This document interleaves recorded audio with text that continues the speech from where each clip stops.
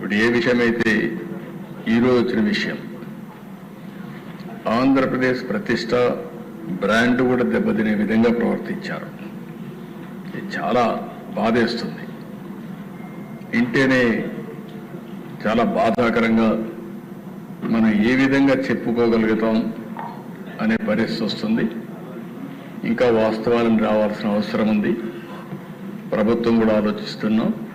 వాస్తవాలన్నీ వచ్చిన తర్వాత ఎప్పటికప్పుడు అవన్నీ కూడా అధ్యయనం చేసుకొని ఏం చేయాలో చేస్తూనే మళ్ళా మీకు ఇన్ఫార్మ్ చేస్తాం. ఏ ప్రభుత్వం అయినా ప్రజలకు జవాబుదారీతనంగా ఉండాలి. ఎవరు తప్పు చేసినా వాళ్ళ మీద యాక్షన్ తీసుకునే పరిస్థితి ఉంటేనే ఇంకొకరు ఇలాంటి తప్పులు చేయకుండా భయపడే పరిస్థితి వస్తుంది. ఏదేమైనా ఈరోజు నా దగ్గర ఏదైతే మీమారి కానీ అక్కడ వేసినటువంటి ఛార్జ్ షీట్ రిపోర్ట్ కానీ అన్నీ ఉన్నాయి. అది పబ్లిక్ డొమైన్లో ఉంది. దాని తర్వాత ఏమేమి ఉన్నాయో అన్నీ కూడా అధ్యయనం చేస్తాం. అధ్యయనం చేసి ఏం చేయాలనో మళ్ళీ మీ అందరి దగ్గరికి ఏం చేయాలో చేస్తూనే మీకు ఎప్పటికప్పుడు సమాచారం ఇస్తామని చెప్పి తెలియజేసుకుంటూ ఈరోజు రెగ్యులర్ బిజినెస్ పోదామని చెప్పి విజ్ఞప్తి చేస్తున్నాను.